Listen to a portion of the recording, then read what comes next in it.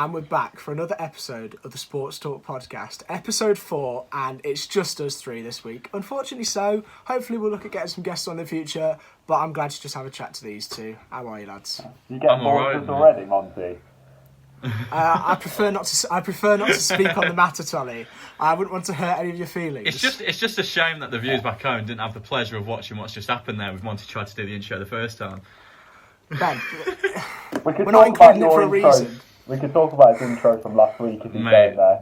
We could indeed. They're not the best. They're just off the cuff. It took me 37 attempts last week, so I can't criticise it too much. One of Wils's clip at the start of the last podcast. Go and watch it because it's incredibly funny. But it took him about how many attempts did it take you? 37. It took me about 37 attempts, and I got told after it that I looked like a zombie doing it. So I was just trying to. I was doing a good deed. I was just shouting out some causes, and I got absolutely slated for it.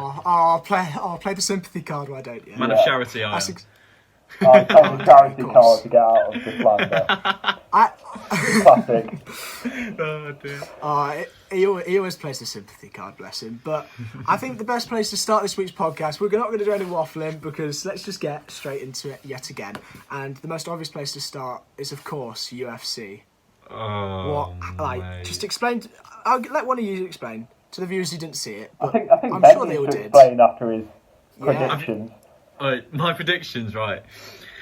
Me and Monty, first ever podcast. We both had Poirier to win, but when it came to fight night, my tone had changed. I was saying to all the boys on Xbox, I was like, McGregor's doing this in one.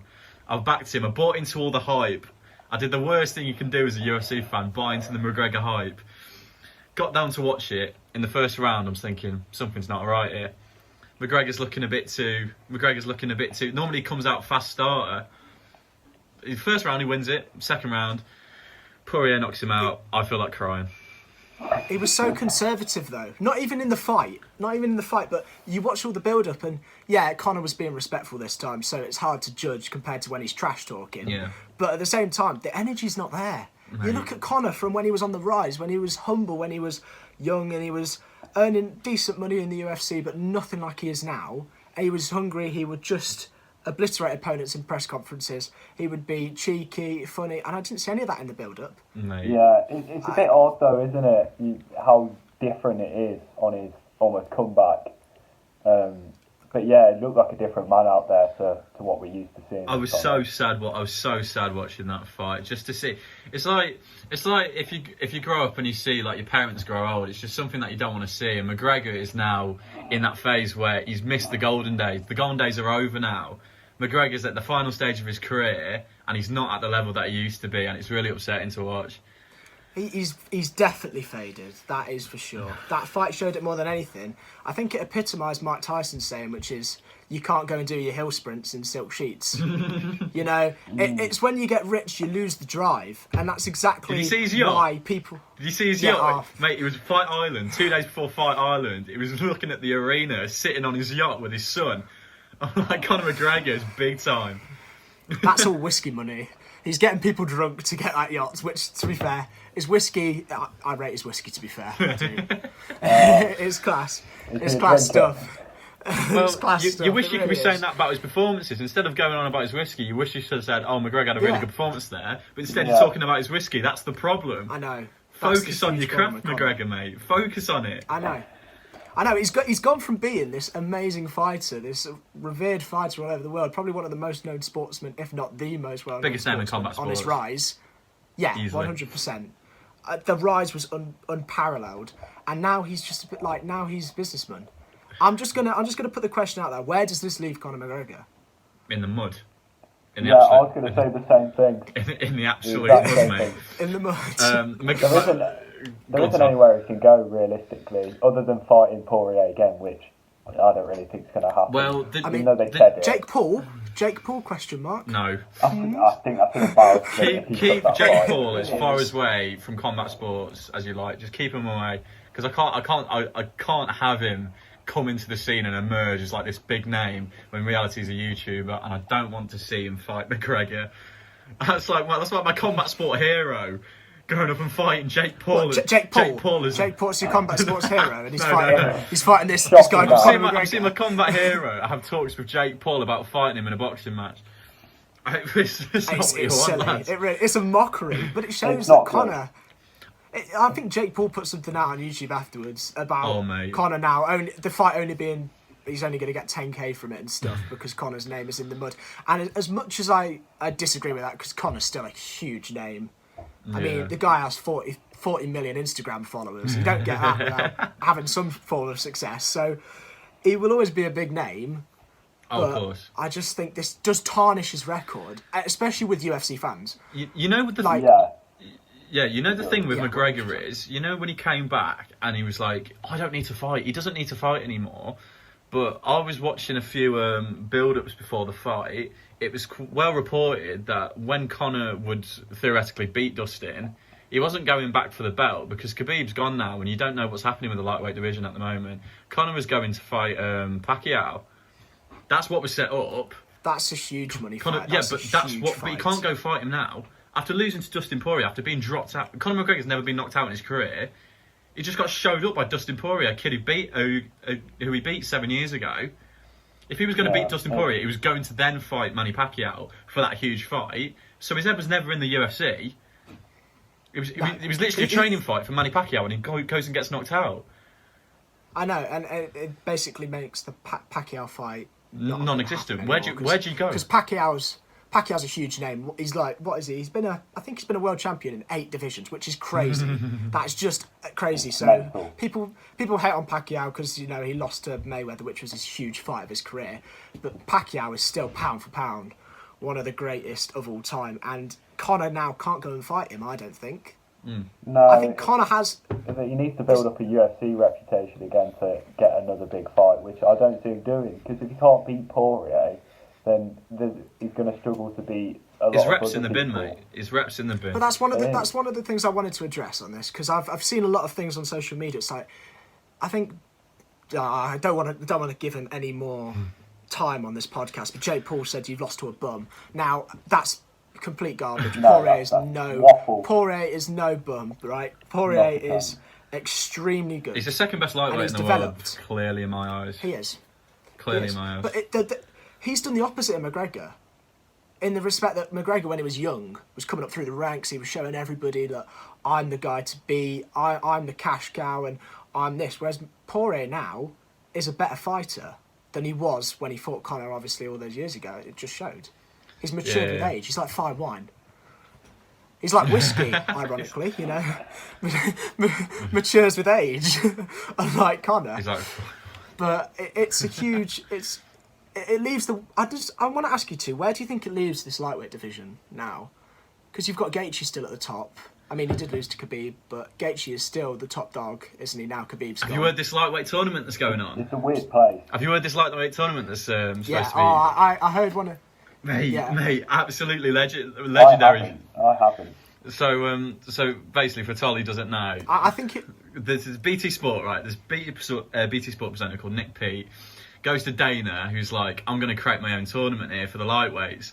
So at the press conference with Conor, he was like, right, this is the semi-finals. Conor beats Dustin, a Hooker beats Chandler.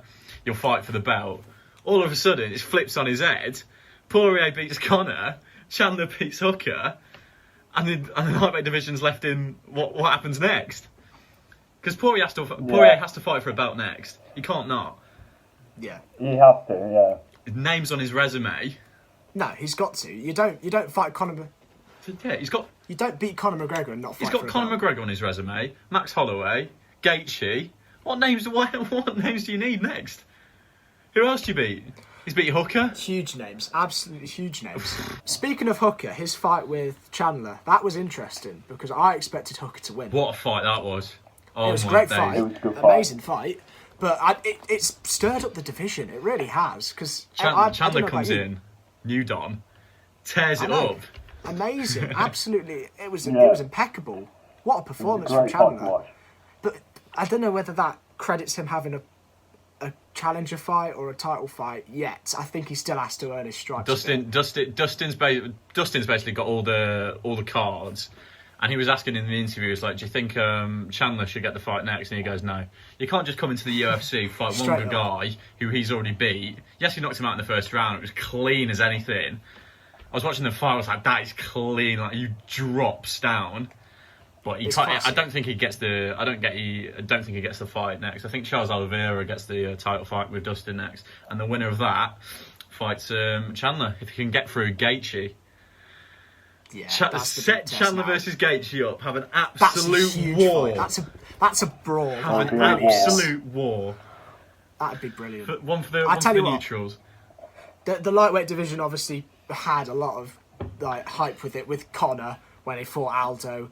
And then obviously Conor moved up and he fought in different weight divisions. But at that time, the lightweight division was the best in the UFC. Now the lightweight division is coming back to being the best. I think it's the most competitive division. And why is that? That's down to Khabib retiring, which is sad because he's greatness. He is UFC greatness. He's one of the GOATs. But it's amazing when a GOAT retires, what that does for the division is insane. It makes it more interesting. Oh, yeah. A lot more interesting. Yeah. To be fair, when I saw Khabib retire, yes, I was sad because he's GOATed in the UFC. But I was thinking this lightweight strap's getting a lot more interesting now. Because with Khabib, you would favour him all the time, and rightfully so. He's the best to ever do it, in my opinion. But I think it's a lot more interesting now, especially with names. If it was like, oh yeah, Gaethje would be fighting for the belt, Dustin Poirier would be fighting for the belt, you wouldn't have believed it. You wouldn't have believed it at all. But now it's glorious. It really, Khabib is, like you say, one of the GOATs. I prefer George, to be honest. I really do. I love George, but I think you cannot discredit what Khabib has done for UFC. He brought the Dagestani style wrestling in. Him and DC, I think turned what was the UFC at the time, which was very stand-up based because of people like Conor and Nate, who is a zombie. But he then turned it into like a wrestling arena. He really did, and it's been a wrestling championship with Khabib since he's now retired. But now we're going back to. It goes in evolutions. Yeah. A new fighter comes along. More predominant. A dominant fighter changes the whole face of the UFC and like how you fight it. I think they have to do it all now, though. To be fair, I think you can't just. I think it's adapted to, because mixed martial arts is like an adapting sport because it's only been around for 30 years. So it's still, people are still finding new ways to do stuff. And I think before it was more of like you pick one specialist thing and you excel in it, and we'll see who has the better. So like a striker or a boxer versus a wrestler, you'll see which one's better. But now you have to do it all. Khabib wasn't that good standing up. He's now decent. He put Gaethje in his place. He dropped Conor. Yeah, you have to evolve, and that's what mixed martial arts is doing at the moment. Everyone's so well rounded. You won't see a champion now you've just spent. With barring Israel Adesanya, you won't see a champion now who just can do, who specialises in one aspect and can't do the other. Yeah, but Stylebender's something else. Stylebender's a joke. Really is. He's absolutely he's an absolute weapon. He is. But it's a good point that you have to be that good at stand up like Stylebender is to be able to only specialise in one. Yeah. For any of the people who thought we were casuals out there, we know Stylebender. We know his nickname, so we're basically analysts at this point. We're like Joe Rogan level now because we called him Stylebender. Being called a casual is such an insult. I take it personally. My personality trait is gone.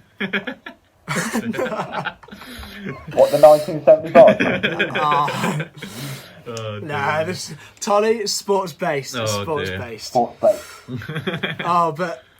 I think the UFC, we've covered that there, and it's going to be phenomenal. The coming podcast will discuss whatever happens in the UFC from now on because it's going to get a lot better. The cards are going to be sick. Dana's got no excuse not to put on a good event. They've got Fight Island. Buzzing. It's brilliant. Absolutely buzzing. The UFC, along with I think Formula One, has been the two organisations that have come along with the COVID pandemic and put on a good show during it and been safe doing it as well. Credit to the UFC for that. Credit to the UFC for that, and credit to Dana for that. Let's move swiftly on.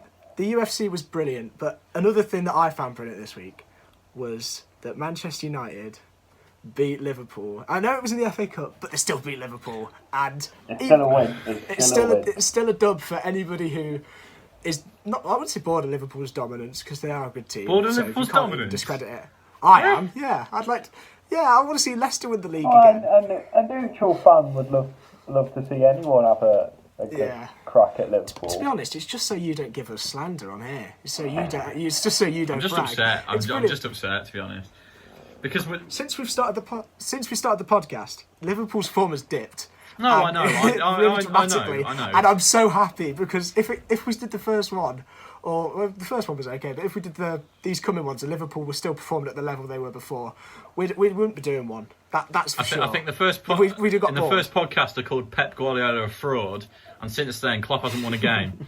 So let's I might have to settle down my analysis from now on because Liverpool haven't won a game in 5 games. So that's Pep's been unbelievable. With a bit of a cause of concern, I must say. But yeah, when we did the podcast before, when we did it with Henry, we were analysing the Premier League game, and we totally disregarded the FA Cup. And Klopp's never done well in the FA Cup, so I wasn't really expecting to win it. But our defence is so clear of him, but it just needs improvement. It's so evident now, and I don't see why our owners won't back Klopp into just buy a centre back. Big Verge has left a huge hole, a gaping hole in that Liverpool defence. Gomez, yes, he's not the best. He's not like a world-beating defender, but he's still a hole. He's still better than Reece Williams. Let's be honest. Yeah, but the problem I think it is it makes it so much easier for the other centre backs when they're playing next to Van Dijk. But when you get rid of that, like yes, Fabinho's been good, but it's not the same as playing next to Van Dijk.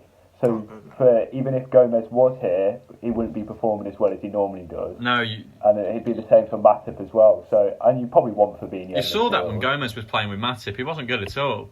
Just that rock that you have, that leader of the team, he's just not there. But we've obviously we've discussed Liverpool being nowhere near the team they were before, but you've got to appreciate United have really significantly improved. Rashford turned up. Rashford turned up in that game. He was flying. He's always been criticised for not being a big game player. Well, he proved that was a big game. Yeah. And you can't, even if it's in the FA Cup, Liverpool versus Man United is always a big game. Especially for Man U, because although they're looking good in the league, you don't know what's going to happen, and this is almost not a safety net or so, but it's just adding more positives to their team that they're doing well in the FA Cup. If anything, along with the league as well. If anything, it keeps the momentum up, which is huge in football. It was a more of a mentality game. It was more like who's going to have the confidence. Who's going to have the confidence? Because if Liverpool had won against Man United, our team would be buzzing. We were like, yes, we are still the number one team to beat in the Premier League. But now United are going to be thinking that we're the team to beat because they've just done a win over us. All our confidence that we potentially could grasp back, we've just lost because Man United have just they haven't whooped us, but they beat us. That's the only thing that matters. They didn't whoop you at all, but the fact they even just beat you is enough to. It's huge for them. It's huge. But I want to ask Wills this question. Direct this at you, mate, because would this have happened if Virgil van Dijk wasn't injured? Sorry. It's a good question. I think obviously our success has been so limited because of Van Dijk's absence, because of. We haven't been the luckiest with injuries. I'm not going to call it an injury crisis because I've been slandered for saying that in the past. But we haven't been lucky. I think with Virgil's that just absence of a leader in the team, it's just not what you want. But the thing is that scares me. Klopp has a past with Dortmund of running his teams into the ground. He has that success. He'll have the year to build the team. Then he'll have the 2 years of success, 3 years of success. Of high intensity pressing, great football, and then when that team they can't sustain it for that long, they can't sustain it over a while. So he runs the team into the ground, and Dortmund's downfall was that at that point. And I think this is starting to happen to Liverpool, if I'm being honest, and it scares me. Yeah. Well, Dortmund got to that 2012 Champions League final when no one predicted them to, and they got Bayern Munich into extra time, which was a huge. They won a league. They won a league. They won the Bundesliga. Yeah. They won the Bundesliga, and then they nearly won a Champions League. So there's no doubt that Klopp wasn't a brilliant manager, but you are right. He does have a habit of running his teams into the ground. I think what they're missing is although obviously United game was completely different, but when they're playing teams that aren't willing to attack as much, like Burnley and Newcastle, they're lacking just that final bit. Oh, it's been so frustrating. So you bang on. Even the Newcastle game, they did have a few chances, but they could have made them better. And in the Burnley one, they were just struggling to break down the team, which Pep had this exact same problem a couple of years ago.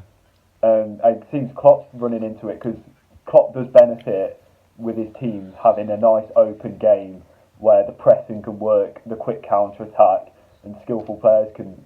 But when they've got so many people in front of them, it's that used to be what Klopp did. Klopp used to be the team that would come at teams such as City with Pep playing his possession football. Klopp would go, we're going to out-press you, we're going to outrun you, and we would beat you because on the premise like we did in the Champions League and the Prem, we would beat City from out-pressing them. But now we are that possession team.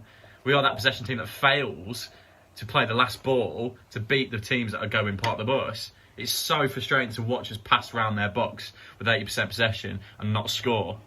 It's so annoying. Now you're feeling how City felt for a long time, because that was the criticism. That's why you call Pep a fraud, and I'm going to quote you on that forever because that is brilliant.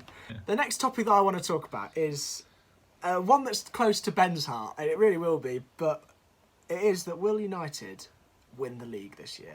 You've got to have this debate now. They're more than just in the running for top four. They are basically guaranteed top four. Will they win the league? It's a straight question, Ben. Go on. Will they win the league? Have your piece, yeah.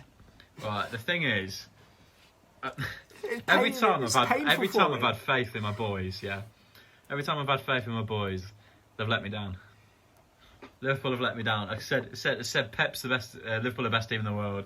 Pep's a fraud, and they've all let me down.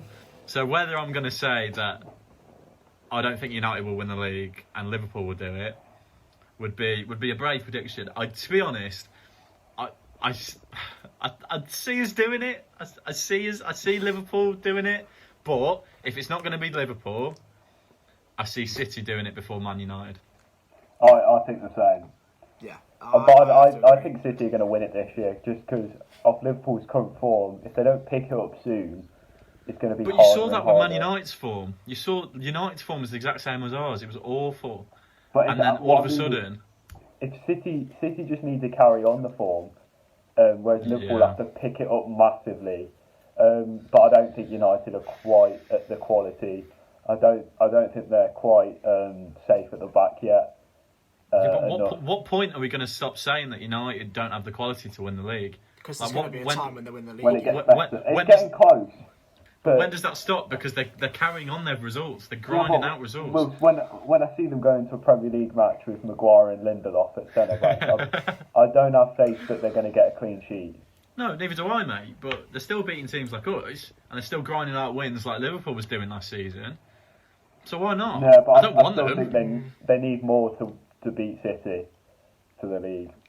I've got to agree with Tolly. I think that City have just got everything. I know that they didn't win it last year and they had a bad year in comparison, but also Liverpool had an outstanding year.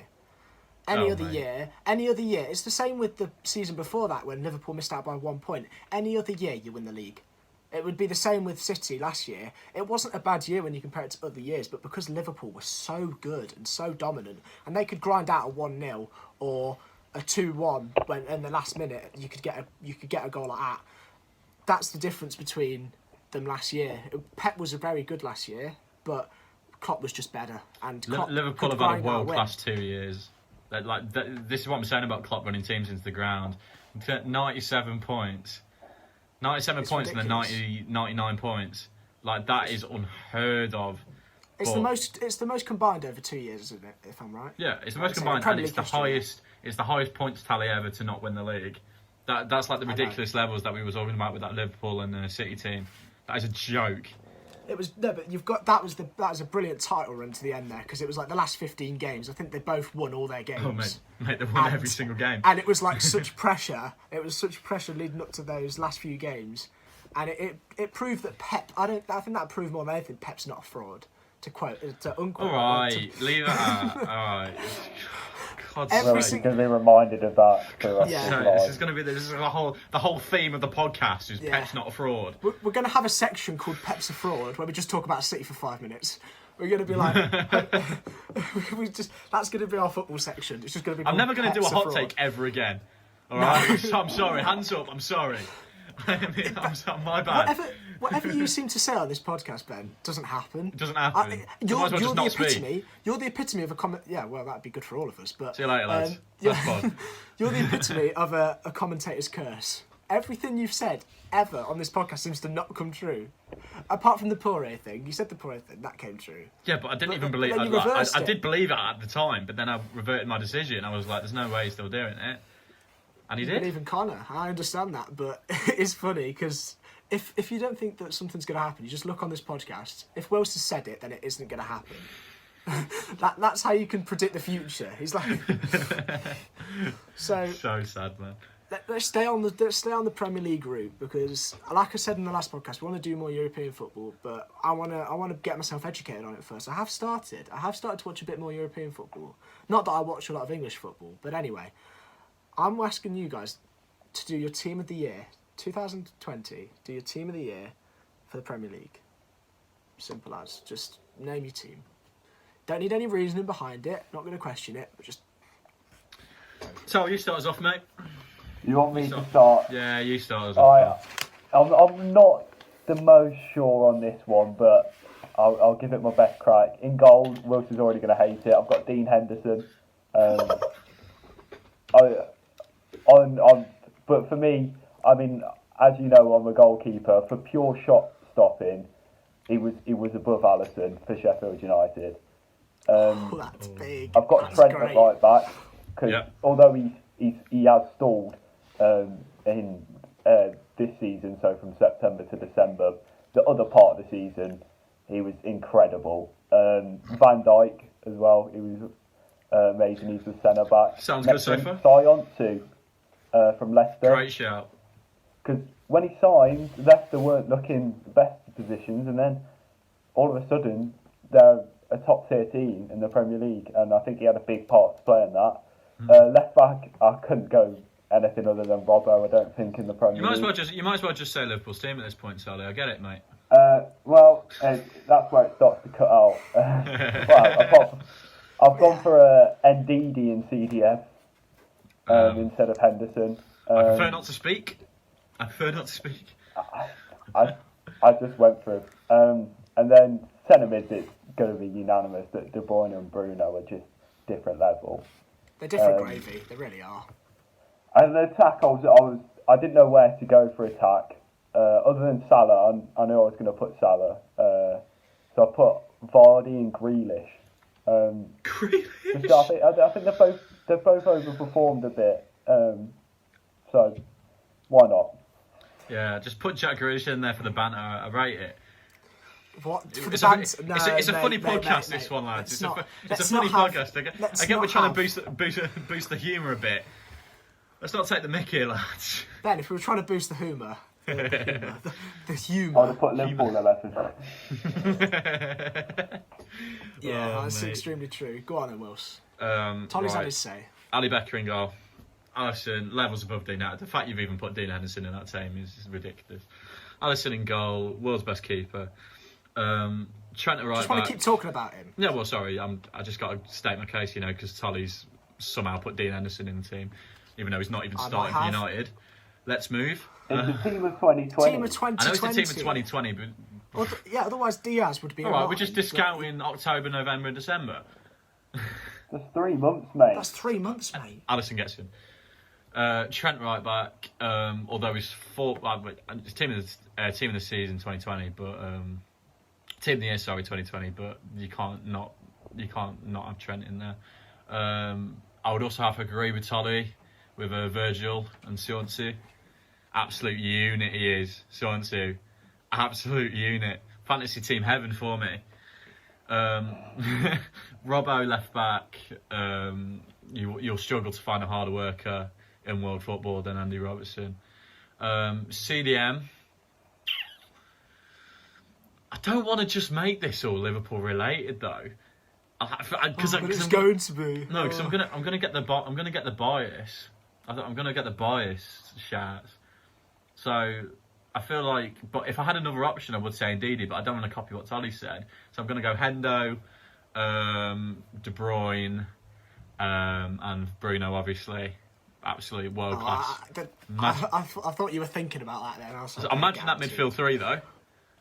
What absolute! That would be disgusting. You've got the box to box with KDB. You've got Bruno just to finish everything off. You've got Henderson who's going to run ragged. If he's that good at running, why isn't he a runner? It's a fair point. You always say this. He's brilliant at running. That doesn't make him a good footballer. Yes, it does. The Hendo debate. Yes, it does. Just do your team. Michael Carrick built a career on running. Do that much running. He had more than that. I'm going to say, up front I'm going to say Harry Kane. I felt it's criminal that you've left him out, to be honest, Sally. It's just because it's team of 2020, Will. Spurs didn't have the best 2020. Yeah. I see what you mean, but I still think, just on sheer class, I have to put him in. Sadio left wing. I would have said that's very brave. That's extremely brave. Sadio and Sadio Mane on the left and Salah on the right. That's not okay. What do you mean it's not okay? Speak to me. I just don't think Mane's been that good recently. No, I don't. Recently? He just hasn't done that much. Mate. Yeah, recently, as in the last year. No. It's Wils's team, to be fair. Yeah, we're all going to have team. our say. We'll let him have it. That team almost seems like an IPL team where you have to have a certain amount of Indian players. Did Jack Grealish win the Premier League? No, he didn't. We'll move on. Ben's team, I don't know, but Ben's team does seem like, the IPL teams have to have like 7 Indian players and then you can have overseas players. Ben's is like that with Liverpool, and then you can have anybody from any other club. I would have put Aubameyang in if he kept his form up, to be honest, with left wing instead of Sadio. But he's just been atrocious. He had that period where he's an absolute worldie of a footballer, but ever since he's hit his peak, he's been atrocious. He's been appalling. So I don't see a way I could fit him into my team over Mane, to be honest. But I'll probably get slated for it. He's been awful all year, rather. No, what do you mean? He's been awful all year. What do you mean? I'm literally just trying to get nibbles out of you. Ben. I know. That's all that is. On the point of Jack Grealish, I think he's an incredible footballer, but he just doesn't get into my team of the year. Yeah, that's more influence than team Mane, of the season. If you're doing the team of the season so far for this year, it would be my first player except for Bruno on that team, but not of the team, not over the whole year. To be honest, they almost got relegated. Let's be real here. Yeah, Grealish is top drawer, and he's had a. I'm not discounting his class at all. I just don't think you can put him in the team of the year top.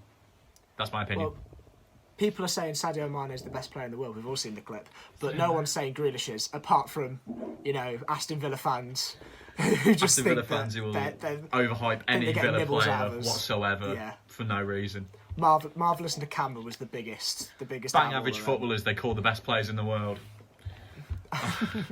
Barring Grealish. You've got to respect it though. You've got to respect the belief. I've gone for different to you two. It's not completely different because there's some certs in there. Alisson in goal, because as much as I'd love to agree with Tolly and say no, Alisson has been the best keeper in the Prem. Come on, he has been. Come on, man. Who thinks England are going to win the Euros? let's give us top football analyst, mate. That's what, and now you've said that, I'm changing Trent at right back to Aaron Wan-Bissaka. No, I'm joking. It's got to be Trent. Yeah. He's been the best player in that position. Virgil van Dijk, again. You don't even have to say words for Van Dijk. He's just top drawer, generational talent. If you're doing a Premier League all-time 11, Virgil is getting to the stage now. If he comes back and hits the ground running again, he's getting to the stage now where he is on that team sheet. If you do the thing is with Van Dijk, the fact that people are having a conversation of whether he's the best centre-back of all time, that's the level you're at. Virgil. He's not. Yeah. So far. I don't think he's there. You can all disagree. I get that you're not going to say he is, but the fact people are having that conversation and it's not just driven by Liverpool fans, that shows the level he's at. I think the thing is, he just hasn't had the time to show it yet, which he will. when he comes back from injury, but he needs to do it for a few seasons because that's the only disadvantage he has towards the other ones. That Terry did it for ages. Van Dijk's only done it for a few seasons now, and he has to do it for a while to get on that. But that shows how good his small time's been. The fact that he's in the conversation. And Van Dijk's never had that partner next to him. You talk about Vidic and Ferdinand, you talk about Terry and Carvalho. Virgil's never had that top-tier centre-back next to him to form a partnership, but he's made Joe Gomez look like a world-beaten defender at times. This is the level of the man you're talking about. Because he does the work for him. I think Exactly. if Reece Williams is the man to partner him, to be honest. Oh, I don't. Van Dijk could make him look okay, you never know. Nah. Van Dijk makes Reece Williams look like a world-beater. That's the levels.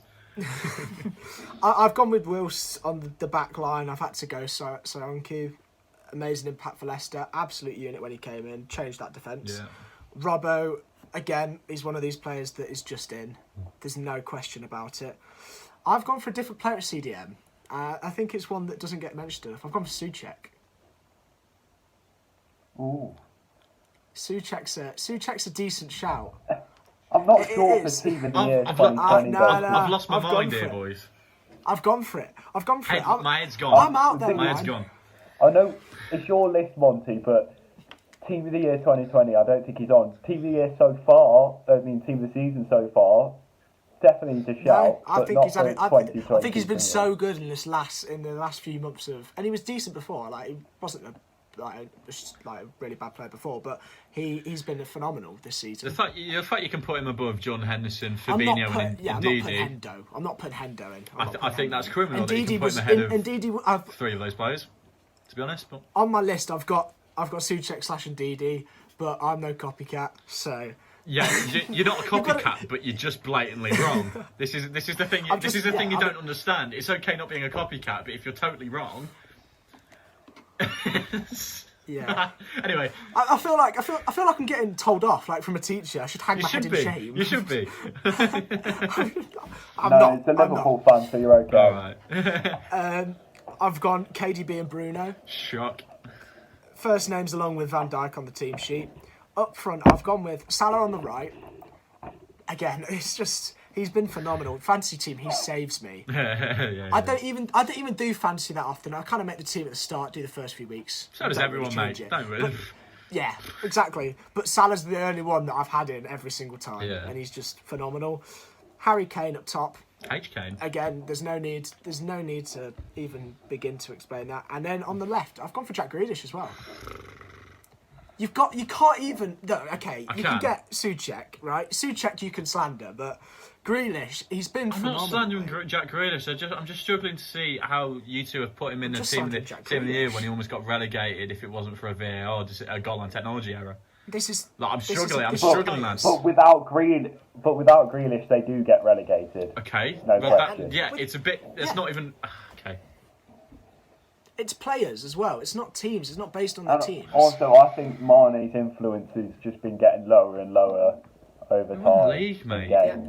Jota has been better this season than Mane has. Yeah, I think that's been a testament. Jota was obviously a lot better than we all expected him to be, but it shows that Mane just has not been at his level. Well, that's what we're missing currently, Liverpool, right now. We're missing a goal scorer because at the moment our front three aren't firing. Salah's getting a goal a few, but our attack at the moment is woeful. Salah does that. We need Jota goals. back desperately. You do, because Mane's just. I don't know. The drop off's been sad because I actually really like. He will get back to his level though. I can promise you that. I mean, I've cursed myself here, but hopefully so. I've cursed myself like I always do on the podcast, but he will get back to his level. I think Jamie Vardy's a great shout for you, Todd. To be honest, I think if Harry Kane wasn't Harry Kane, I think he's my second option. But just the fact we know Harry Kane's class. I mean, it's a toss of a coin for me, to be honest. But Harry Kane gets in front. I think Harry Kane's much the better player, but Vardy's a ridiculous goal scorer. That's what I went off. The guy finds a way to put it in the net, no matter what it is. He will find a way to get a goal. Whereas Kane's influence, I mean, to be fair, it wasn't actually that much at the end of last season, but it's picked up so much in this season that he's the key to that Tottenham team. Yeah. Yeah, and it's proved. Everyone was saying if there's one criticism of Harry Kane, it's that he hasn't got the all-round package. He's a lethal finisher. There's no doubt about that. But could he prove that he has the build-up play, and he can be the target man? He can hold it up. He can distribute it, and he's shown that this season. There you go. If anything, he's been a better facilitator for. He's been a better playmaker than he's been a goal scorer. He was best in the world. He has been. But that shows shows the versatility of the man, and that's why I've got him. Me too. He can play the false nine position, and he can play up top. Something that Firmino unfortunately can't do. the Liverpool slander's brilliant. You're obsessed, lads. You're obsessed. What a surprise! Yeah, what a surprise! Everyone's obsessed with Liverpool. I mean, any publicity is good publicity, I guess. Yeah. So we've covered football. We've done all the bases on football that we were going to do this podcast. There's still plenty more to come in the season, and then also we've got the Euros in the summer, which is going to be the peak of my year. I think. Yeah. I'm not even that big of a football fan, but like the international tournament, peak of everybody's year. So let's move swiftly on. Cricket. We talked in the last podcast. England had just started their series in Sri Lanka, and now they've finished it now, and I think they've shown that they are backfiring, but you can't really judge that against Sri Lanka, really, can you? No. I think you can a bit, because especially bowling, because they've definitely got a few very good batsmen that can, like with Matthews and Tiramane and Dickwella look decent at the back end of the order. But realistically, it looked like they only had one good bowler who was very good. But other than that, it wasn't too much pressure. He was the surprise of the series. He was the find of the series as well. Not really been in that side for very long, but he came in and he was Ranga Hareth levels. He really was. It was top notch to see. He was the only reason I think that England didn't. They obviously won 2-0, but he got wickets at crucial times that maybe other players in that team wouldn't have, and that's where Sri Lanka need to improve. They need to improve on the bowling front. The batting, like you say, Angelo Matthews always performs against England. I don't know what it is with him. Every time he plays England, he manages to get runs. It's exceptional. So, and Dick Weller, you said before, brilliant, but I don't think it's a fair reflection of England, really, to judge them against Sri Lanka. But I think one of the players who didn't really make the impact I was expecting was Johnny Bairstow. He had, obviously, decent knocks. He got like a 47 in when Joe Root got his double 100, but he's been flown back to England now. He's not playing against India, which is obviously the next series. That's a lot happened to a lot of people, because the first test in one place, the first and second test in one place, and the third and fourth in another. So I think he'll come back to India for the third and fourth test. But as you said, this is his big chance to get himself back in the test squad in time for the Ashes. His big chance to prove that he still can do it, and he didn't quite shock and awe like we expected him. Johnny Bairstow's an interesting one, to be honest, because in his to be fair, in the last test, what 30 odd? Was it 29, 28? Like it's in both innings. It's not making a massive. It's not making the big standout impact, but he's still knocking runs. I mean, he's doing better than Crawley. So, but Crawley was opening. Yeah, but that. Yeah. That is one thing. You can't judge Crawley on his opening. He's not an opening batsman at all. But what I think is Johnny Bairstow, I think along with Joe Root and Ben Stokes, is the best players of spin that we've got. Yeah. I think they've been proven for time now. They've been in that England squad. They're long-term players, but they are the best players of spin we've got. So I don't get why England or the ECB, they're bringing him back. He needs to be in India. I don't care, because he's one of these players who, even when he's not in form, will get 100 out of nowhere. Yeah, true that. And that's what you need. That's what wins test matches. That was the criticism of Joe Root, wasn't it? He didn't get hundreds. He got 50s, but he didn't get hundreds. Johnny Bairstow is one of these players that when he gets to 50, you can almost put your hat on him getting to 100. That is what England needs. Yeah, true. Some security there. I mean, they're obviously going to India, and the big question is, can they win in India? Because India's squad is brilliant at the moment. They've proved it against Australia. They beat them at the Gabba, and Australia haven't been beaten at the Gabba since 1988, I think. 1988 was the last time they got beaten. Yeah, stat check, you know. Wilson's on that. Wilson's on that. That's the only bit of like good quality sports content in this whole podcast. that's literally it. Oh, if you've got to this point, if you've got to this point, then you're a saint, God. because I'd have turned off. But obviously, the big question is... On the Gabba, Tim Payne was saying to the Indian players, we'll see you at the Gabba. He was that confident. Yeah, we will, mate. Rightly so. Yeah, we will, mate. Didn't work out for him. Can't really say it anymore. No, I think they won it. The thing is, they won it without Virat Kohli. That's the biggest part. That's the key thing. That's what shows how good this India side is. Australia wouldn't be able to do that without Smith, would they? Or Labuschagne. Labuschaigne's now the number one batsman for Australia. As you like to call him. Labuschagne. As you like to call him, Labuschagne. I call him by his native name, okay? I respect his native South African name, mainly because it reminds me of South African and not Australian, because I'd rather him be South African than Australian. But Labuschagne, I had a good series again, but I think it just showed that those Steve Smith and Labuschagne are like in that middle order. In the Ashes, we're going to struggle. We really are down under. Oh, mate, don't even. We don't have the best of track record, to be honest. So No. I feel like we actually have a chance this time, and I know it's classic England fan being optimistic. Yeah, you're wrong, but you're wrong. But carry on, Sol. But Smith and Labuschagne in that India series weren't at the. Although they were obviously very good, they were scoring a lot of runs. They could get out to balls that before we've seen them be completely fine against, and that is the key thing. That if you can get Smith and Labuschagne out for 50, 60 odd, Australia aren't in a good position. Labuschagne did it a century in that first innings. I get what you say. I do get what you. I get what you're saying though. But we saw Smith in the Ashes.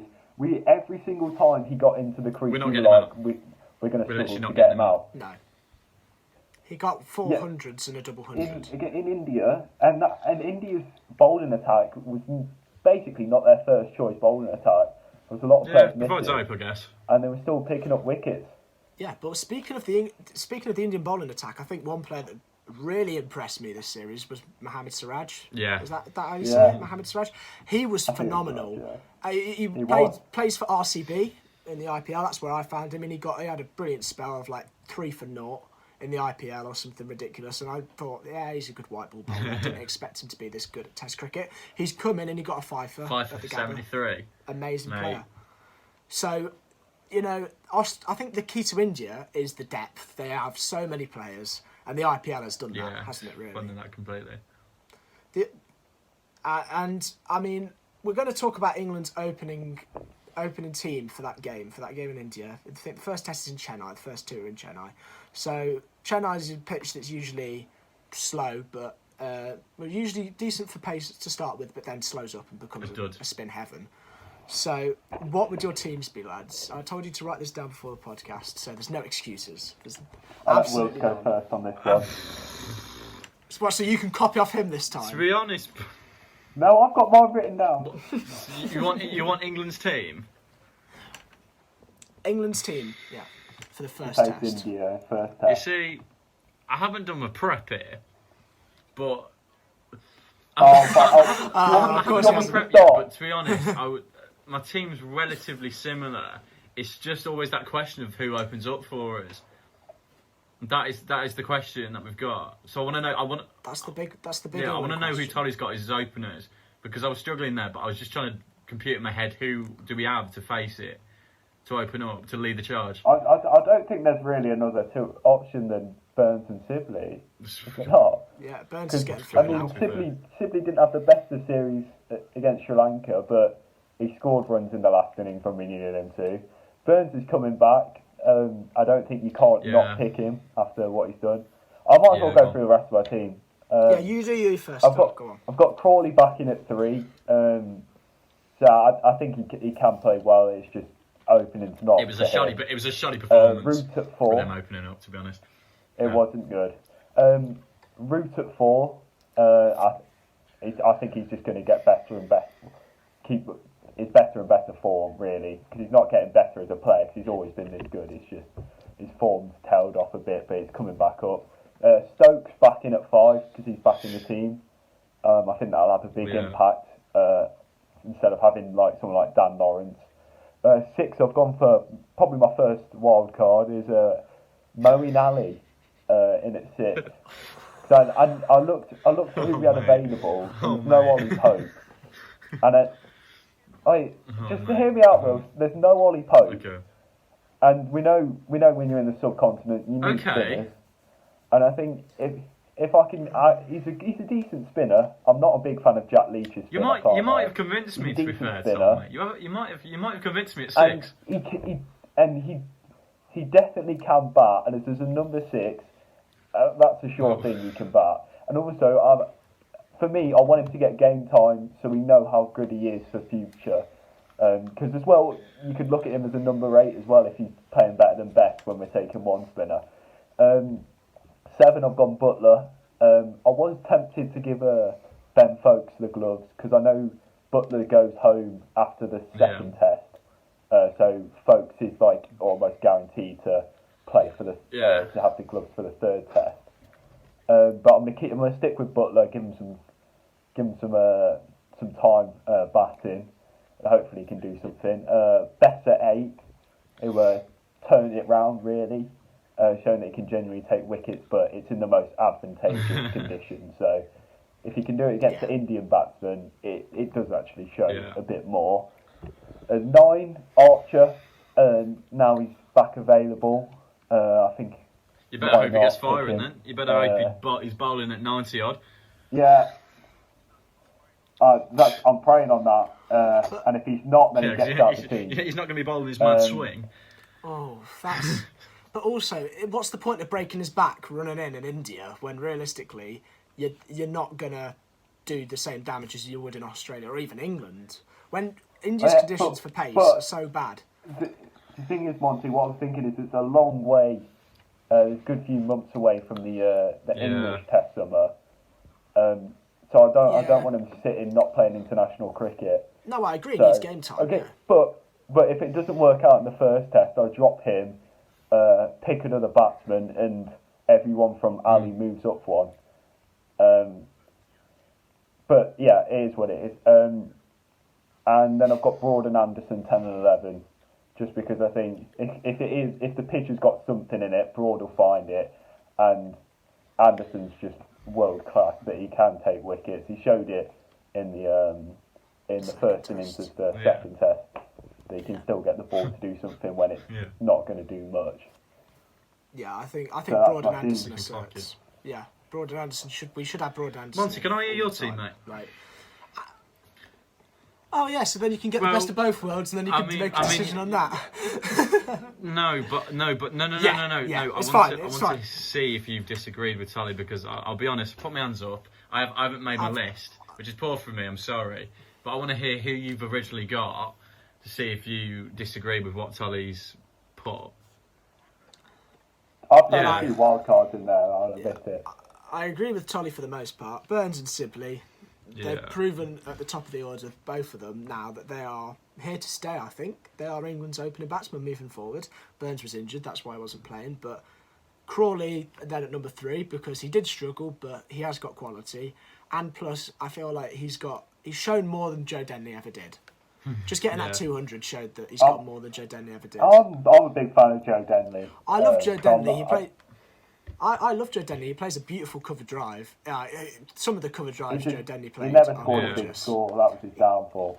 I think his highest was 94, and the fact he couldn't convert that class really did convince me. It was like, okay, maybe it's time to give Zach a go. Scapegoated when England weren't playing well. Yeah, well, that happens with most players, to be fair. Yeah, that's again, that's another happened debate. with most players. You haven't made that's it. They've been scapegoated for the reason why England haven't been done well. Yeah, been doing well. Well, it's the big one. It's just the nature of the business. He was the scapegoat for England's bad tours. Yeah, I mean, it's either the newest player in the team or the most controversial. So you've got Kevin and Joe Denley. So my top 3: Burns, Sibley, Zach Crawley, and then I've got Root certified. Like this series proved to me that he is back to. Hopefully, he's back to the form he was in 2014. And then at 5, I've gone for Ben Stokes. He's getting flown back out, so hopefully Ben Stokes can make an impact. Yeah, I think I've got to give Butler another go. I don't think he is the best Test batsman that we've got. I think he's a white ball batsman, but I think Tolly's put Moeen Ali in the team, and he isn't exactly a Test batsman. So no, I'm not having Mo. But Moeen Ali has done. mate, let's more be than honest. Butler, In Test matches, he ain't been good. in Red Yeah, Bull. T20's I'm sorry. flames. Yeah, Test match doesn't have it like he used to. And also, he's a batsman who rolls his arm over. He's not an off spinner. I genuinely think Joe Root can bowl better off spin than Moeen Ali. You see, I disagree because there was a point where Moeen Ali was our only spinner and he picked up. Yeah, but he's so inconsistent. Oh, yeah, have you in seen how many 2017 against... how many full tosses Yeah. he bowls? Yeah, it's so Well, inconsistent. if you don't give him a go, things like that happen. Well, he got wickets against South Africa when South Africa were at one of their lowest points in their whole cricketing history when they came in 2017. Moeen picked up the most wickets in the series and everyone was hailing him as a great off spinner. He wasn't. Not Sri Lanka. South Africa were just bad. So I've got that's the top 6, and then at 7 taken. I've got Folkes in as well. Oh, I think genuine Folkes batsman. I've got Butler in as a batsman because I think Now you see that's where I struggle. That's the controversial bit. Because the reason why I picked Ali was just because I've always said this. I've said this for Stokes and many other all-rounders, that when you pick someone and they're not in as a primary batsman, it takes less pressure off them. But they've also worn down from keeping. They know they're not there. Yeah, but when I think Butler is hard to put him in as a pure batsman. Well, it depends because you say that, but then someone like Kumar Sangakkara averages 70 when he's not got the gloves, but averages 40 when he does. So obviously Kumar Sangakkara is a great legend. Yeah. So it's a bit different, and he's got 13,000 test runs at 57 as an average, so that's different. But I do think give Butler a go at just being a batsman. We haven't done it yet. Yeah. And the only time we did do it was when Bairstow was keeping for a bit. But, I mean, I think we need to give him a good go. And then I've gone... So that's number 7. Is that right? Number 7? Yeah, number 7. I then got Bess in because Bess has been the best spin bowler that we've had. I think it was... But him and Leach, it was a bit like... It was a bit like a playoff for who's going to start. I think. And I'm going for 3 seamers, which is... admittedly a lot when we've got Stokes in as well and only one primary spinner. So I've gone the same seamers as Marcus. I've gone Archer, Broad, Anderson. But I think that because India are now a spin bowling, they're not even that good at... They've got Ravi Ashwin still and Ravinder Jadeja, but other than that, they're Bumrah, Siraj, who's come through, Mohammad Shami. I think the pitches are going to be reasonably well suited to pace bowling to start with. So... why not have Archer in? Why not have Anderson in? That's why I thought Ali was a sensible pick because you keep because as a number 6 batsman, he's not that bad. Push him too high, and you're thinking he's all over the shop. But as a number 6 batsman, you can understand that, and it gives you an option of spin. As much as you don't rate it, it's probably going to turn a decent amount. You're making a good case. Yeah, no. Obviously, natural conditions will always prevail in these situations, but you are making a good case for Moeen Ali. So now that Ben's heard both of ours, let's see what Ben's got. Go on then, Wills. My England team to put in the test. I think it's pretty like I said. I know you're going to be like, oh, Ben's copied me, but pretty similar. Burns, Sibley, with the hand gestures. Yeah. I think, with the jazz hand. With the jazz hands. Burns and Sibley. I had a thought about it before. So I was trying to compute, but I think Burns in Sibley sort of sorts itself. Zach at number 3 showed what he could do. Got genuine class. I reckon he's going to be huge. But he showed with his century that he's a mad player. Joe Root, number 4, finally starting to convert. He's something different at the moment. Joe Root. He's unbelievable. Getting ran out a bit too many times for my liking, to be honest. Yeah, I was going to say. His main dismissal since 2019. I think it's getting run out. It's run outs. But I could understand the one when he was on 180, whatever he was on, because he must have been knackered. Yeah. After scoring a double ton and then being on 180, but it's just a little cause for concern, boys. I'm just putting it out there. Well, if he scored 180, if he's getting 180 and then ran out, that's fine. Why didn't he get 200? It's Joe Root. Why didn't he get 200? You're being a He bit already got harsh 200 there. in that Yeah, test. mate, he didn't want to do it again. He wanted to make the 200 special. He didn't want to just keep doing it. Oh, right. Okay. But the lad averages like nearly 90 in Sri Lanka, so in the subcontinent he's goated. But anyway, I reckon I could as well. Yeah, Shut nice. Shut up. Benny Stokes, best all-rounder in the world right now. Easy. Hands Sorts down. yourself. Josh Butler, number 6. I think I've overtook Mo Ali at number 6. I think Josh Butler fits in better there. I think he's shown he can smack it around a bit. I think he's what you need to bring a bit of energy in. And he's also showed that he can stay in a bit. He showed that he can nip in. He can do it in tests, which was, I think, was a massive question. What I had anyway. Can he do it in tests? Can he just slog it out? But he can. Number 7. You've gave me a. So I wrote down two people here, but Tolly's gave me a bit of a conundrum here, because he sort of persuaded me with the Mo Ali, but I'm not sure who you have, because it's how the pitch is playing. This is what I'm dealing with. This is what I'm dealing with. If the pitch is more, if the pitch is playing towards a more, I think for the first test, you'll have folks in, but I think if by the first test you see right spinning conditions, got to work a tree here, swap it out for Mo Ali. I think right now you put folks in. That's who I would have. Yeah. Don Bess, clear as day. Need a spinner. Should provide some magic. Granted, his fifer was absolutely awful. Yeah, but his fourfer wasn't. It's a fifer. But his fourfer wasn't. His fourfer was genuine wickets. Yeah. So Yeah, his fourfer was good. that just shows sort of cricket's all about luck. That's why I've not got 100 yet. It's nothing to do with skill. It's nothing to do with skill. Well, Will take wickets. Joff, you have Joff at 9, Broad at 10, Jimmy A at 11. I think you need to motivate Archer though, because for some reason he has a tendency when it's test matches to decide not to bowl quick. Maybe it's a stamina thing, maybe it's a cardio thing. I was going to say you try and bowl quick for a long time, Ben. No chance. Hey, you can't. Being near the quick bowlers in this podcast. Oh, stop it, Tol. Stop it. Stop making me blush. One thing I will say is if you're bowling Broad and Anderson, that gives you an opening partnership, and then along with spinners, it means you can give Archer them short, sharp spells, which rattle them. It should make it easier for him to bowl quick for all of his overs, rather than bowling for like 12, 13 straight. It's just what Jofra Archer turns up on the day. If you can actually be bothered to bowl quick, because I think you're totally right with that. I think you bowl him in spells. I think he'll have fun, but you don't slog him out past 8. I think what Tolly said is a really good point, because what we was deciding when he obviously did the World Cup run that we had, and he was phenomenal in that World Cup. We were then like, oh, who's he going to replace, Anderson or Broad? And obviously Anderson did get injured, so that made it easy. He came in for Anderson, but we should be playing him alongside those two, because those two are our best opening bowlers. Yeah. Still. And it's going to be a long time. I reckon even when Jimmy's 50, he's still going to be our best opening bowler. So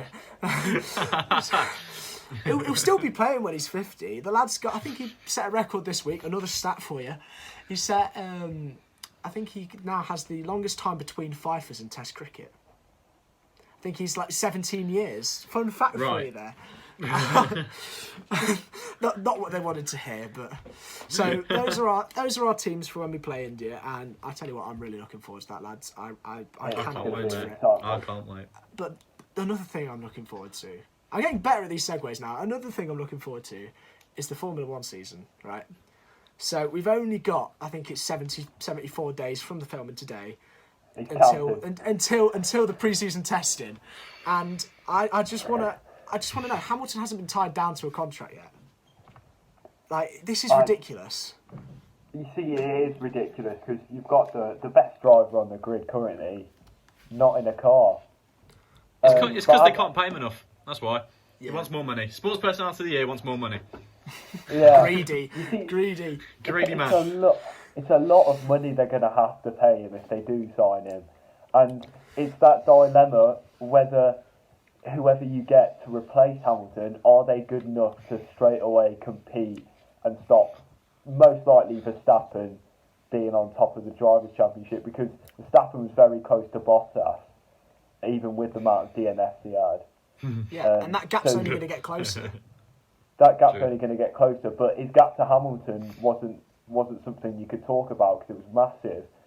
So it's that awkward one of, if they sign someone else, are they going to be good enough to get that title before the regulations come in 2022, which are going to have massive changes, or do you put your money where your mouth is and get Hamilton again and get a proven thing that's going to be ridiculously hard to stop getting a drivers' championship? Well, Toto thinks he can get it done. He says it's pretty much done, but whether that's actually true or not is a different story. Yeah, but being pretty much done and releasing it, as soon as it's done, Mercedes will want to get it out there because they're getting so many questions on social media. Yeah. And this is really late, because if you think the massive changes happened months ago in terms of contracts, and we're still waiting on Hamilton. But Checo Perez happened really quickly, didn't it? And he's even been unveiled. Sebastian Vettel, he's been waiting to be unveiled as well. Like, obviously he's joined, but we're waiting for an actual announcement from Seb in Aston Martin colours, which I must say, the British Racing green, I'm so happy to see that back on the grid. It looks gorgeous. It really does. It's such a lovely colour. So, but what you said is interesting because Hamilton, you got the debate. Mercedes want a flawless hybrid era. I think that's clear. They want 8 championships in a row, which you can't blame them for wanting. But do you think Russell has the capability to go and win a championship if you put him in this season? Actually, it's going to be, if he was, I think it'd be tight, because I think he'd be ahead of Bottas. I think it wouldn't be the biggest gap in the world as what people would think it would over a season. But I think Russell would be ahead of him, but it would put Verstappen in play to have a very clear shot, the closest he's had to probably winning a championship. Verstappen would be licking his lips if that were to happen. He would. He would be, but at the same time, I think he knows how good George is. Do you think but it's a better chance than him racing Lewis, isn't it? Much better. Do you not think that Toto may have used that in the Hamilton contract for leverage? You know what I think? Well, I've got George over here, mate. So if you don't want to sign the contract, I've got an easy replacement for you, son. You're not seeing this sack here. A much cheaper one as well. Yeah, mate. A much cheaper one. He's not asking for 75 mil. Hamilton wants 75 million a year, right? That's the rumours. George only wants Microsoft PowerPoint on his computer so he can make PowerPoints. Exactly. That's all he wants. All he needs. That's all George wants. So you're a fool if you don't. I don't know. I love George, so I would go for George, but it's a tricky one. A big risk. George just goes, buy me a new suit. I'm in. That's what he says. Yeah, just make my feet fit in the car, and I'm there. So we've discussed that, but I think we can all agree that the three of us have started to get into F1 more, and as well, I know I don't want to bring this into it because it's pretty personal, but we've been getting into the video game as well, right? Love it. We've been starting to play league racing, and it is top draw. We love it. It's the thing I got on the Xbox for. But because we've now driven these circuits on the game, we can appreciate how good they actually are to race. Like, obviously, watching it and stuff is different, but yeah, it's basically like they're doing the actual thing.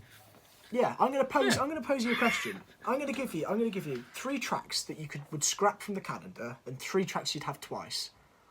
Because there's a huge difference in F1 as a worldwide sport to have loads of different tracks from different continents, from different areas. I think if they concentrated it to the good tracks, we'd have such a better calendar. We really would. Yeah. So go on then, lads. We'll do Tolly first, and then Ben, then me. Go. So the ones that I wanted again, I've gone with Bahrain. So I just think it's a good track. Lots of chances for overtaking, and we had 2 good races there. I've gone for Portimao, which we don't even know if it's going to be on the calendar yet, but it's tipped to be the one left in this calendar. I thought it was a great race. Had a fantastic start, all kinds of fun, and it was in the wet as well, which probably made it a bit better. And the other one, Spa, because Spa has everything for me. As you know, the fast sector, you good classic corners, good places for overtaking, and it's always going to pull out a decent race at its worst and a great race at its best. And the ones that I wanted to get rid of were France, So I just think it's a bit of a nothing track of, mix of just dreary corners, really. Yeah, you've gone up in my expectations completely now. You've really have. I've also gone with Russia, which, just to shout out, we did that very recently yesterday on the. I'm yawning thinking about that track. Here we go. Yeah, I'm actually I'm yawning. I'm so bored about thinking about Russia. Honestly, I mean, even I was winning the race for a long period of time, and I was bored out my mind because it's just full of 90-degree corners and sort of medium speed and nowhere to overtake. So it's not really what you want on the calendar. And my last one was Jeddah. Which is we don't even know what that's going to look like. Exactly, we don't even know what it's going to look like. But what I will say is, by having it on the calendar, you're taking away from having another track. And I've had this purely because I noticed that on the calendar there wasn't a German Grand Prix yet. So that means that we're not going to have, currently, we're not going to have a Hockenheimring or a Nürburgring race, which Jeddah is definitely taking that away from. So I'll put that purely down to that. Okay. But F1's money. That's F1. It's money. Hey, they're going to go to these places where they can fill their pockets. Yeah, I'm a fan, not an investor. So no. F1 should be ran by the fans, but it never will be. It never will be. Tommy, they're pretty good suggestions, to be fair, mate. I'm going to see what Will says to, conflict that. So right. Tolly said Bahrain is a track he wants to keep, and I put that down as well. So I'm going to swap it out. I'm going to say I want Brazil. I'm going to say I want Brazil. It's a good shout. Beautiful track. I love it. I love Brazil. It's class. It's so fun. It's so good. It always provides good races. That's the big thing. I love Brazil so much. I never watch Brazil and I'm like, this is a dual race. There's always something happening. Interlagos is top draw. Yeah. Number 2, Monza. Yeah. Is that because you won there on the Xbox? Little flex in there. I didn't win the race on Xbox, but I really enjoy it. I really enjoy it. And then number 3, let's have it. Silverstone. Let's do it again. You saw the absolute chaos that it caused. Hamilton popping his tyre, Bottas, all the tyre problems. It was class to watch. It was brilliant. It was, and a good point was on the other one as well, not the 70th one, the actual British GP.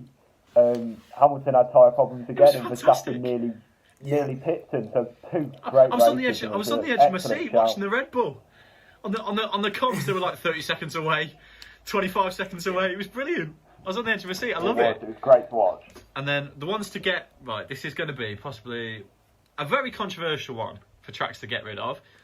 As a neutral, I'm not that big into F1. I'm going to be honest. As a neutral, I hate Monaco. Get rid of Monaco. Yeah, I despise it. I can see where you're coming from. Casual fan. So bad. Yeah, but I can see where he's coming from because the racing's rubbish. It's just it so is. bad. But I think on the other end of the scale, the qualifying's the best. I don't care about the qualifying. That's what I'm saying. As a neutral, he just turns it on to go, oh, F1's on. Monaco's rubbish. It's awful. Get rid of it. Not interested. Go on. Say your list. I'll have my say afterwards. Monaco 1, Russia, like I said, but Yawn City. So like, it's just if you're gonna have a track, anyway. Don't make it just like, oh, you're going flat out to this corner, you're going flat out to this corner. Oh, there's a braking zone. Oh, like, it's just rubbish. And then at the end, you've got 2 90-degree corners. Who wants to see that? There's no chance for overtaking at all. I want like a last straight head-to-head, and now you've just got two boring right turns at the end. What's the point? It's rubbish. And then number 3 is France. Number 3 is France. So less said about it, the better. No explanation. Just the turns are boring. I just hate it. I mean, they could. Have you seen Le Castellet? They've got all that track. They've got acres of track to play with there because they've got so many different variations of the circuit, and they make that absolute monstrosity of a track. It's disgusting. That's a big problem with tracks. Is a lot of the ones that people don't like, you can't change them. Whereas France is one of them that they could change so much. Yeah, you could. Like you see some tracks that people don't like at Abu Dhabi, you can take that awful little chicane out quite easily because they still have the road. But other than that, not much to be able to change. Monaco, you couldn't do it at all. France, you could change the whole layout. Why don't you just surprise someone and just make it again? Yeah. Why not? Do you know? I'd be up for having it different every year, different circuit. That would be Imagine interesting. That would make Imagine that. At least it'd make it interesting rather than like a the little same surprise. corners Like a little that surprise. don't I wonder work. what France is going to look like this year. Oh my days, that'd be brilliant. But yeah, that would be brilliant. That would be like a roll of the dice situation. And if we ended up with that track, I'd be a bit Very disappointed. expensive, But anyway, yeah. It's gonna cost a lot of money, but F1 isn't short. Yeah, we've got Jeddah to pay for it. We've got, exactly. That's why we have Abu Dhabi and Jeddah, because they can then fund the rest of the calendar. Yeah, go on, Jack. Say your list, spell. The ones I'm keeping, I've got to agree with Ben. Brazil, top Love track. it. I've had some. I remember some iconic races from Brazil. Is that going slowly? All of that shenanigans. You know, you've got the whole thing with Brazil. love It's Brazil got so everything much. about it. The atmosphere. The fans are crazy, and it was even better when Felipe Massa lost there in 2008 because the fans went wild and then Hamilton shut them up. And then I've got my second one I'd like to have twice. It's a different one because I think Brazil, the ones we mentioned, Brazil, Monza, Britain and Belgium, they are the backbone of F1. Yeah. They're always going to be in F1. One that isn't, that's reasonably new, is Azerbaijan. Right, and it's a controversial one because many people say it's 90-degree corners, it's boring, but every race we've had there, without doubt, has been interesting, and I think it's becoming a fan's favourite of Formula One. You see, when you look at it, you probably think, and you go through the track, you probably think, oh, it's a bit of a nothing track, but it provides great racing. It does. So there's just something about it that every race is very good, and why wouldn't you want to have two of them? I know, yeah. Why wouldn't you want to have two of them? And the thing is, I remember some iconic... It's only been in the calendar for a few years, but I still remember some iconic moments from it, like I Am Stupid when he ran into the barrier, Ricciardo going into the back of Verstappen. It's provided so many iconic moments. Lance Stroll getting a podium. Yeah, exactly. Bottas taking Stroll on the last lap. It's caused some brilliant racing. So that's my number two, and then... The other one I'd have twice is an absolute certainty. I think it's the best track on the whole calendar is Belgium. Spa is unbelievable for racing. It's the home of Formula One in my opinion. Yes, Monza you could argue that it's the home. You could argue Silverstone is, but I think that Belgium just. I probably should have put Belgium down, to be honest. I love it. You should have. It's all right. He's got his own opinion. Yeah. He's not copying. Well done, Wills. Congratulations. Some nominations for ones I'd have twice: Austria, America, and Silverstone are all ones that I'd like to have twice as well. But we can only have three, so I picked those three. The ones that we couldn't have any on, my least favourite track on the circuit, I think we've all agreed, is Russia. It is just disgusting. The track, there we are. That Ben sums it up perfectly with just the yawn. There we go. I don't know whether it's probably yawning at me, to be fair. The second one I've gone for. the second one I've gone for is Abu Dhabi. Because it's a spectacle, though. Abu Dhabi. It's a massive spectacle. I quite enjoy it. You see, the thing I'll say about Abu Dhabi, it doesn't help. It's the last race. Yeah. That's what I mean. Brazil. If it was in the middle of the calendar, we wouldn't say it is as bad. Because one thing I will say is that the track could be improved even within the limits of the track itself. Like, you wouldn't have to demolish everything. Like, they have escape roads for different types of corners. And we've had some okay bits there, but problem is, it's after Brazil, and it's the last track on the calendar, so it's always an anticlimax. But why is it the last track on the calendar, Tol? Because money. They'd rather have it as the last one because it's a spectacle, you get more viewers. Yeah. I mean, it's smart business, but at the same time, as fans, we want Brazil as the last track. It has been for so many years, and it's just such a better track. Oh. Imagine a double header at Brazil for the last 2 weekends. How would that be? That would be extraordinary. Think about it, if we didn't have Brazil as the last track on the calendar them years ago, we wouldn't have had the great moments in 08 of Glock going slowly, and 09 of Button winning from coming quite far back from. But we can't have that now at the moment because we don't have it as the last race. It's silly. And then I've also gone with France again. So we've all gone for France and Russia. I've actually said for France that instead of using La Castellet, they should use Magny-Cours, which is the track they used in 2008. And it's not been used since then, but it is a phenomenal racing circuit. Provides everything. It's a bit Belgium, whilst also being, I don't know, it's like a cross between Belgium and Silverstone. It really is. It's a bit Belgium. It's not quite Belgium because Belgium's a different entity. That's a good point. That the tracks that are in the specific countries they are for the investment that F1 get in them, but that doesn't mean we can't use a different circuit in that country easily. Like in Germany, we have Nürburgring and Hockenheimring, both fantastic circuits. So if you need a race there, you've got two to choose from, and it's the same in a lot of countries. Well, that they have at least two. Italy's the prime one for it. We saw it last Exactly. year. We saw it in the 2020 season, didn't we?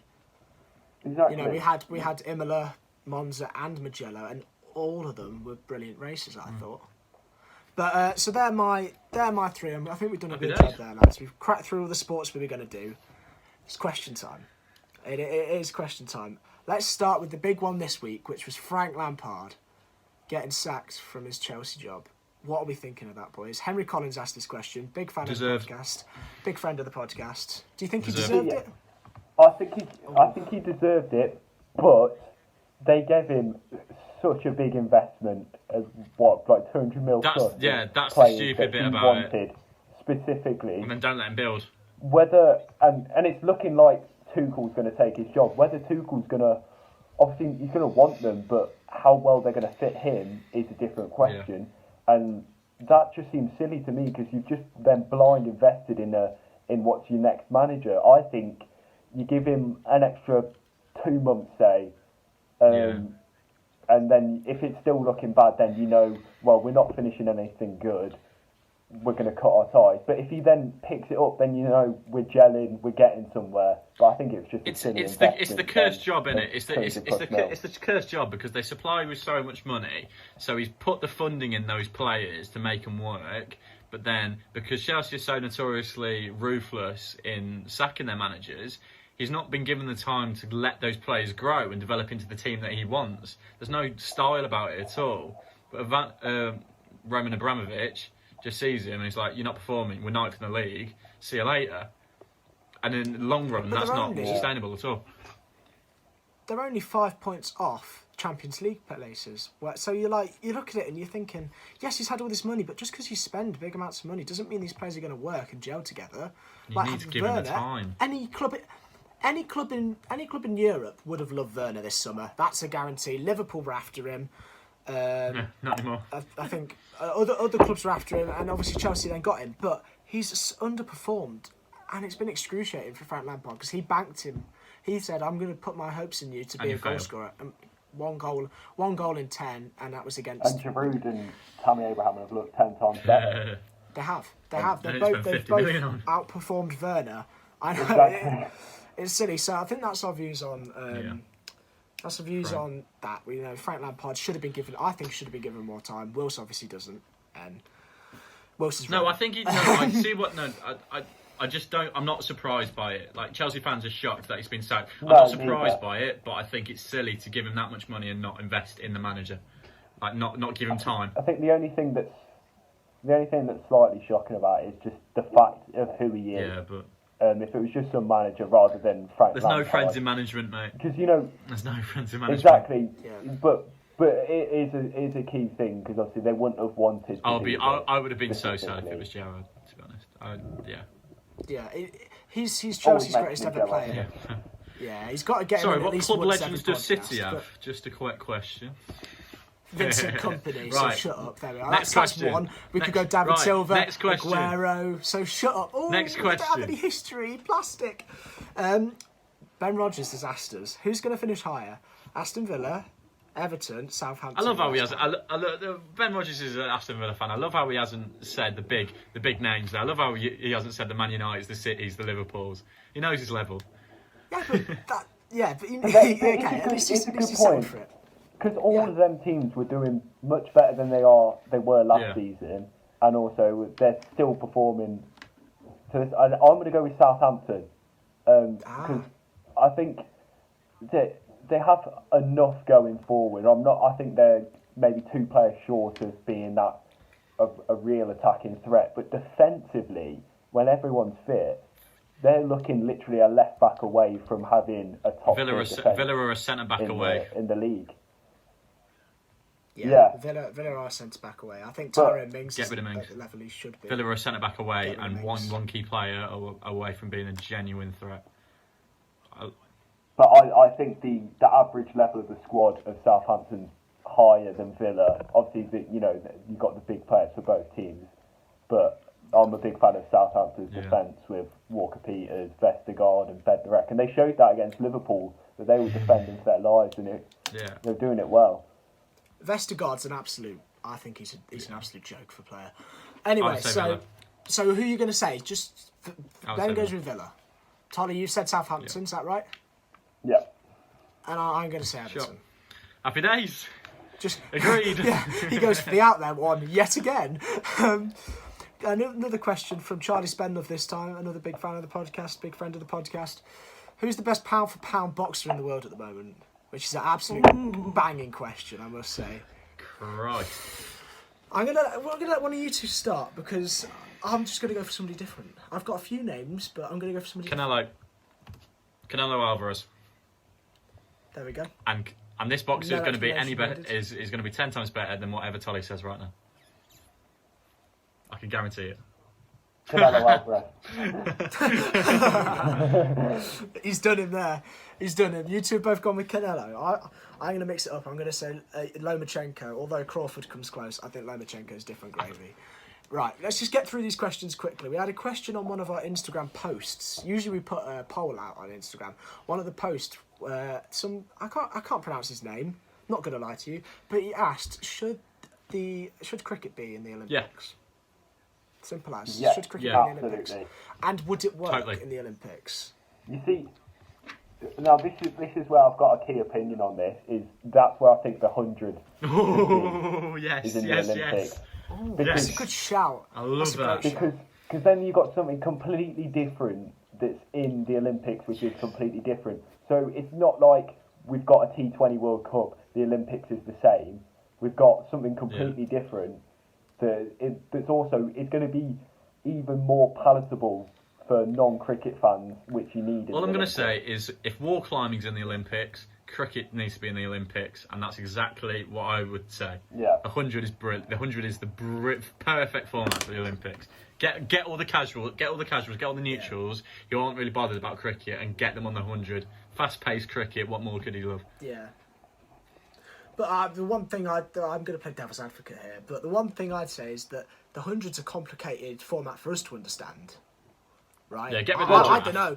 You have different. That's enough. You have different lengths of No. But I think the same. It wouldn't have to be too complicated. T20 last balls. That sort of. That kind of over format is what I'm going for. But the over format in the 100 is said to be you either get 5 balls in an over or you can have 10 balls. So that's confusing for me as a cricket fan. So how do you then distinguish that to somebody who's not? It shouldn't be overs. It should just be you can bowl somebody for the amount of time that you can bowl them for. You can bowl them for 20 balls if you want, but at some point you've got to have a cut off. Okay. So we're saying the 100 should be the Olympic. I think that's a shout. You heard it here first from Tolly. You heard it here first. Tolly said it. Olympics, you're welcome. To be fair, the only bad thing is that Ben's backed it, so it's probably not going to happen now. Another question from Ben Matthews: are Liverpool now in a top 4 race? No longer a title race. Yeah. Are they still in the title race? Yeah. Yeah, they're still in the title race. Because even if you're just looking at it mathematically, you can't discount Liverpool. And exactly. You can't. What's saying that next Premier League game? I don't know who they've got, but Spurs, mate. They aren't just going to. They're not just going to get a shock result against Spurs, and then that's all they need to then. Same with United. You've seen it. Something clicks in the team. They're right back. Yeah. Exactly, and it can go the other way as well for the big teams. They can have one bad result. You can't predict anything in this league at the moment. It's a joke. It's all over the place. Until it's mathematically difficult, I don't think you can discount them from winning the league. Tolly's looking at it from a mathematical point of view, and I love that. I absolutely love that. The next question is from George Malkin. What is next for Conor McGregor? And before we answer, I just want one word because I think this will spice it up a little bit. One word. What's next for Conor? Whiskey. That's exactly my word. Whiskey. Actually, maybe gin. Gin. Yeah, he might branch out. He might branch out. Exactly. Do you want more than one word for my answer, or just? Do you want me to say what I actually think? I don't really want your answer. If I'm going to be honest, I think you need to learn how to defend leg kicks. To be honest, I think that'll be a first set. Mate, those calf kicks are brutal. On a genuine point, I'm not going to ramble on too much. Calf kicks, genius move. With normal leg kicks, you can defend them by moving your leg out and it hits your knee. That's how you defend a leg kick. Calf kicks, you can't do that. There's no viable strategy for blocking a calf strategy kick. was brilliant. Yeah, Poirier was saying that you have to completely. But you can't do that. That's for blocking a leg kick. You can't do that with a calf kick because it's not like you can drop your leg. No, he was saying that for calf kicks, you have to do it all the way round, which is so hard to do quickly. And Conor tried to, and it wasn't doing anything. Brilliant strat. Yeah, I mean, so another question that George has sent in is the Premier League's best youngster. So again, I don't want any explanation. I just want your said thing. Phil Foden. Trent or Phil Foden? There we go. So I think Greenwood's the false answer. He scored a goal, and he's had a bad season. He's had every season. Yeah, but no, he hasn't. He had a great year last year. He looked good, but you can't then ignore everything from the start of this season. Greenwood's the idealistic shout. That's what I don't agree with. Greenwood's such an idealistic shout. Yeah, Phil Foden's class, Trent's class, Greenwood potential, not yet. Sorted. Again, my football views are letting me down a little bit. And last question, again, I just want a year because we need to wrap this up. Dom Sturman has asked, when will Max Verstappen win his first World Championship? I just want 1 year. Go for it. 2023. Never. Oh, I'm gonna. No explanation. No explanation. Let's leave it on that. I'm gonna go with. Monty's going this year. I'm gonna go this year. I want an upset. Anyway, on the absolute, to quote Top Gear, on the absolute bombshell, it has been a pleasure. Thank you very much for tuning in to the Sports Talk podcast, and we'll see you next time.